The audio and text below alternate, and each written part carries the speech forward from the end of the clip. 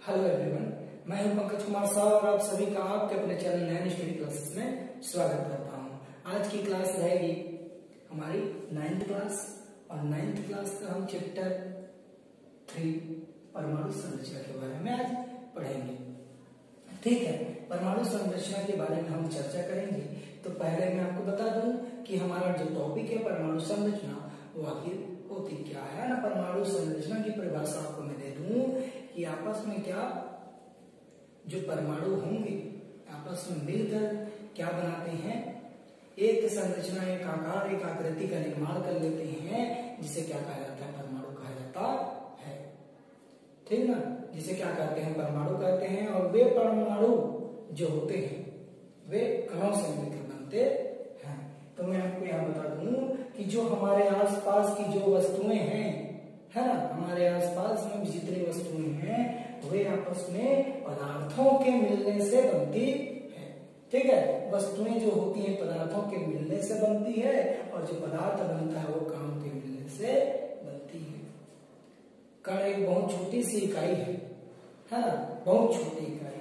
तो हम इसके बारे में पहले क्वेश्चन कर लेते हैं कि कण कितने छोटे होते हैं, ये क्वेश्चन पूछा है ना। तो हम आपको एक डायग्राम यहाँ पे बनाए हुए हैं, है ना, उसको ध्यान से देखिए।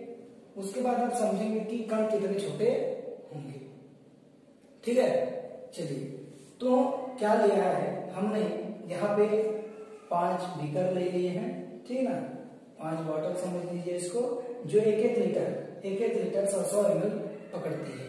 ठीक है, तो हमने क्या किया, फर्स्ट वाली जो हमने बॉटल ली, उसमें 100 ml पानी है, जल की मात्रा 100 ml है। हाँ, पहले में कितनी है, 100, बाकी में हमने कितना लिया, 90 लिया। ठीक है, 90 लिया। इस तरीके से देखिए, हमने क्या किया, जब पोटेशियम परमैंगनेट, है ना, पहले वाले बीकर में हमने क्या किया, पोटेशियम परमैंगनेट की 2 या 3 क्रिस्टल या बूंद को क्या किया, उसमें डाला। किसमें, 100 ml की जो बीकर है उसमें हमने क्या किया, उसको डाला, उसको घोल दिया। ठीक है, 100 ml को घोल दिया, क्या, पोटेशियम परमैंगनेट। ठीक है, फर्स्ट बॉटल में हमने क्या किया, फर्स्ट बीकर में उसको अच्छी तरीके से घोल दिया। अब घोलने के बाद क्या करेंगे, इस बॉटल से हम कितना निकालेंगे, 10 ml निकाल कर क्या करेंगे, उसे सेकेंड वाले जो 90 ml है उसमें क्या कर देंगे, उसमें ट्रांसफर कर देंगे, है ना, ट्रांसफर कर देंगे। अभी इसका जो कलर है वो पूरा गाढ़ा है ना, इसका जो कलर है वो क्या है, पूरा गाढ़ा है। ठीक है, अब देखिए इसका जो 10 ml है, इस पे जाके ये खाली जल है, ये भी जल है ना, तो इसमें जब मिक्स होगा तो इसका कलर क्या होगा, फीका होते होते जाएगा। अब क्या करेंगे, इससे फिर ये तो देखिए 90 ml था, 10 ml और मिल गया तो कितना ml बन गया, ये 100 ml बन गया। और फिर से इस 100 ml से हम क्या करेंगे, 10 ml को निकालेंगे, इस 90 ml के फिर डालेंगे, तो उसका रंग धीरे धीरे क्या होते जाएगा, फीका होते जाएगा। इस तरीके से वो क्या होगा, 100 ml बनता जाएगा 1 लीटर, है ना, फीका होते होते जाएगा। अब यहाँ से फिर लास्ट में निकालें तो हमारा जो है ना, हम जो बना रहे हैं वो कलर क्या हो जाएगा, ध्यान से देखेंगे, या तो हम उसके पीछे हम क्या लगा सकते हैं, कागज लगा के देख सकते हैं, है ना, या किसी परत नली में पानी लेकर भी देख सकते हैं कि उसका रंग अब कैसा है। तो हम ये प्रक्रिया जो करनी है 5 बार या तो 8 बार करनी है, जिससे हमें पता चल जाएगा कि जो कण होते हैं वे कितने छोटे होते हैं। ठीक ना, कितने छोटे होते हैं। और 1-2 बूंद, है ना, 1-2 बूंद में कितने क्रिस्टल होंगे, संभावित हम क्या कर सकते हैं, अंदाजा लगा सकते हैं। तो परमाणु जब बनती है तो किससे बनती है जी, कणों से बनती है। परमाणु किससे बनी होती है, कणों से मिक्स होकर बनती है। कणों के आपस में जुड़ने से परमाणु का निर्माण होता है। ठीक है, परमाणु का निर्माण होता है पदार्थों का निर्माण होता है। पदार्थ के जो प्रकार होते हैं, है ना, वो 2 प्रकार के होते हैं। एक होता है अणु और सेकंड होता है क्या, परमाणु, है ना। एक होता है अणु और दूसरा होता है परमाणु। परमाणु सबसे छोटी इकाई है ना, परमाणु आधारभूत है, जो आपस में मिलकर किस क्या का निर्माण कर लेती है, अणु का निर्माण कर लेती है। ठीक है, इसमें कुछ मिस्टेक्स मैंने कही थी, है ना, उसका ध्यान न दें। बाकी जो आपस में क्या परमाणु आपस में मिलकर क्या बना लेती हैं, अणुओं का निर्माण करती हैं। इससे हम अंदाजा लगा सकते हैं कि कण कितनी छोटी इकाई है। ठीक ना, कण कितनी छोटी इकाई है। आगे हम देख लेते हैं कि डाल्टन का जो गुणित अनुपात का जो नियम है ना, किस तरीके से उन्होंने गुणित अनुपात का नियम प्रस्तुत किया, उसको हम जान लेते हैं, है ना। तो देख लीजिए, डाल्टन ने कई ऐसे अनुपात को देखा, है ना, कई ऐसे अनुपात देखा जिसमें आपस में दो तत्व मिलकर क्या कर रहे थे, एक से अधिक यौगिक का निर्माण कर रहे थे। ठीक है, तो इन्होंने कुछ एग्जांपल दिए, जैसे 3 ग्राम कार्बन और 4 ग्राम ऑक्सीजन मिलकर क्या बनाते हैं, कार्बन मोनोऑक्साइड बनाते हैं। कहने का मतलब 3 ग्राम कार्बन और 4 ग्राम ऑक्सीजन को आपस में संयुक्त कर देने पर क्या यौगिक बनता है, कार्बन मोनोऑक्साइड बनता है। और 3 ग्राम कार्बन, हमने कार्बन को निश्चित मात्रा में लिया है, ऑक्सीजन की मात्रा बढ़ रही है, घट रही है। ठीक है, 3 ग्राम कार्बन के साथ हमने यहाँ पे 4 ग्राम लिया था, इसलिए कार्बन मोनोऑक्साइड बना था। अब हम क्या करेंगे, 8 ग्राम ऑक्सीजन लेकर क्या करेंगे, वहां कार्बन डाइऑक्साइड का निर्माण करेंगे। ठीक है ना। उन्होंने देखा कि भाई जब 3 ग्राम कार्बन लेकर उसमें 4 ग्राम ऑक्सीजन को मिक्स किया जाता था तो कार्बन मोनोऑक्साइड का निर्माण होता है। और हमने क्या किया, फिर से उन्होंने देखा कि 3 ग्राम कार्बन के साथ 8 ग्राम ऑक्सीजन को मिक्स कर दिया जाए, है ना, कंपाउंड बना जाए, तो उसमें क्या बनता था, कार्बन डाइऑक्साइड का निर्माण होता था।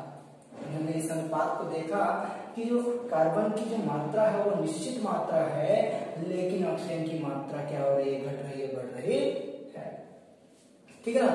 तो उन्होंने उसको क्या कह दिया, एक सरल अनुपात के रूप में दिखाई दे रहा था उनको, है ना, तो उन्होंने उसका नाम क्या कर दिया, गुणित अनुपात के रूप में दर्शाया, है ना, प्रदर्शित किया। ठीक है, कि जो अनुपात है उसका क्या हो रहा है, बार बार गुणित हो रहा है ना। 4 का 2 गुना जो है वो कौन है, 8 है, वह क्या हो रहा है, गुणित हो रहा है बार बार। लेकिन एक जो निश्चित मात्रा है एक तत्व का और सेकंड तत्व का क्या है, वह क्या हो रहा है, बार बार गुणित हो रहा है।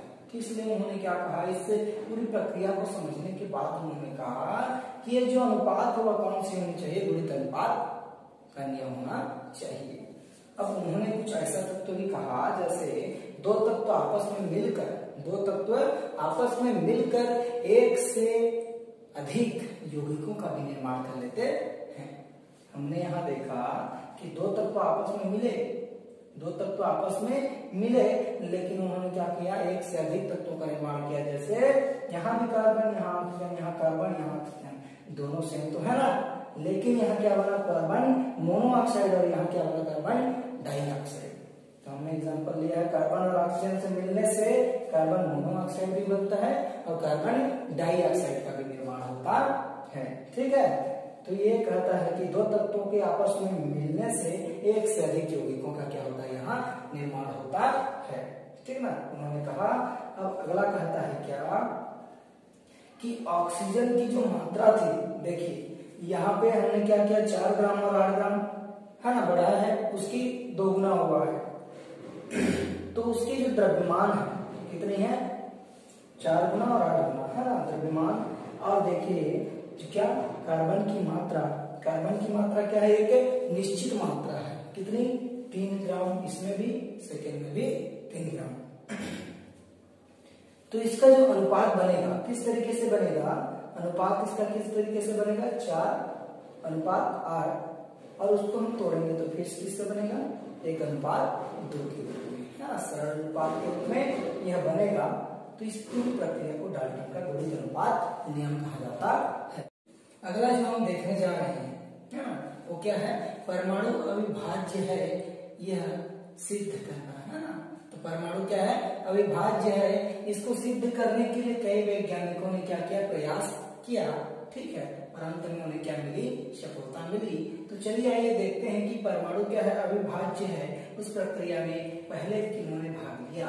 तो पहले भाग लिया था क्या, जे थॉमसन और उनके साथ थे गोल्डस्टीन।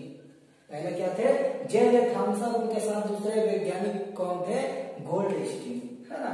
उन्होंने देखा कि कम दाब, है ना, कम दाब से भरी जो गैस की नली है ना, गैस की जो नली है उसमें क्या है, कम दाब है, कम दाब पर जो गैस की नली भरी है उस पे उन्होंने क्या किया, उच्च विभवांतर की विद्युत को प्रवाहित किया।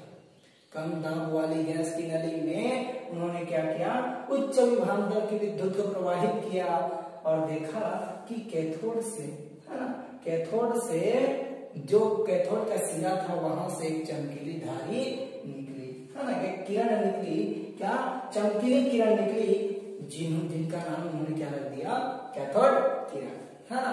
कम दाब वाली नली में उच्च विभवांतर की विद्युत धारा को प्रवाहित करने से क्या कैथोड से एक चमकीली किरण प्रवाहित होती है, निकलती है, जिसे उन्होंने क्या कहा, कैथोड किरण का नाम दिया। ठीक है, अब देखिए उनके बाद कई ऐसे प्रयास चलते रहे। उसके बाद एक वैज्ञानिक आया शूटर, क्या नाम था, सुइस्टर, है ना। तो उन्होंने क्या किया कि जो कैथोड किरण थी, क्या थी, कैथोड किरण की मार्ग में क्या किया उन्होंने कि दोनों तरफ क्या लगा दिया, धात्विक प्लेट, ठीक है ना। कैथोड किरण के मार्ग के दोनों तरफ क्या लगा था, धात्विक प्लेट, जो पहला क्या था कैथोड, दूसरा क्या था एनोड, है ना। अब उन्होंने क्या किया कि इसको लगाने के बाद उन्होंने विभवांतर को क्या किया, उत्पन्न वहां पर किया। ठीक है, उन्होंने धात्विक प्लेट को जैसे ही लगाया तो कैथोड किरणों के बीच में क्या किया, विभवांतर उत्पन्न कर दिया। विभवांतर उत्पन्न होने से वहां क्या हुआ, कैथोड किरण क्या हुई, उस प्लेट से, उस धात्विक प्लेट से जैसे ही गुजरी वह एनोड की ओर क्या हो गई, मुड़ गई, क्या हो गई, एनोड की ओर मुड़ गई। जिस तरीके से कैथोड किरण क्या हुई, प्लेट से गुजरी, गुजरने के बाद वह एनोड की ओर मुड़ गई। यह जो प्रक्रिया थी, है ना, उन्होंने ये कहा कि जो कैथोड की कण होते हैं, कैथोड के कण वो ऋणावेशित होते हैं। किसने कहा, श्यूस्टर ने कहा कि जो कैथोड के जो कण होंगे वो क्या होंगे, ऋणावेशित होते हैं। ठीक है, इतना समझ में आ गया।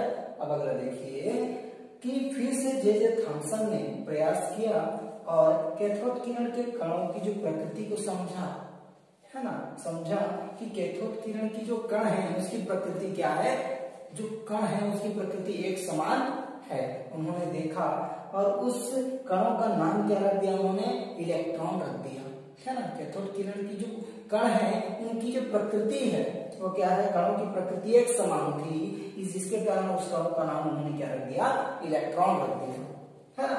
ये जो इलेक्ट्रॉन है ना, अब ये इलेक्ट्रॉन क्या होती है, किसी तत्व की जो परमाणु होती है उसी तत्व की अपरमाणु कण है ना। किसी तत्व की जो परमाणु होते हैं, परमाणु से क्या एक अपरमाणु रूप में, कण के रूप में इलेक्ट्रॉन को पाया जाता है, माना जाता है। अपरमाणु कण के रूप में इलेक्ट्रॉन को माना जाता है। और इस पूरी प्रक्रिया से हम कह सकते हैं कि परमाणु क्या है, अविभाज्य है, अविभाज्य है, भाजित नहीं हो सकती, है ना।